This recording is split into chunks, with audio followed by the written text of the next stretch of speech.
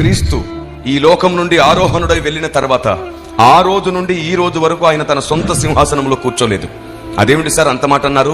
తండ్రి కుడి పార్శ్వంలో ఉన్నారు, కూర్చున్నారని ఉంది కదా అని మీరు అడిగే అవకాశం ఉంది. కానీ మీరు గమనించాలి, ప్రకటన గ్రంథం 3వ అధ్యాయం 21వ వచనంలో రాయబడింది ఏమిటో తెలుసా?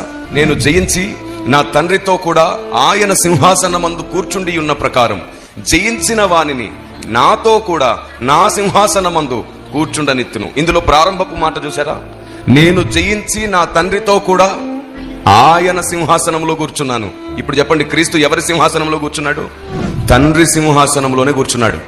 ఇప్పటి వరకు ఆయన సొంత సింహాసనం ఎక్కలేదు. ఆయన ఎప్పుడు ఎక్కబోతున్నాడు తెలుసా?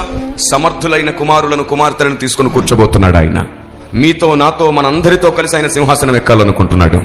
Praise the lord. అసలు ఆరాధనలో విజ్ఞాపనలు ఏంటండి? సార్వత్రిక సంఘం మేలుకోవాలి.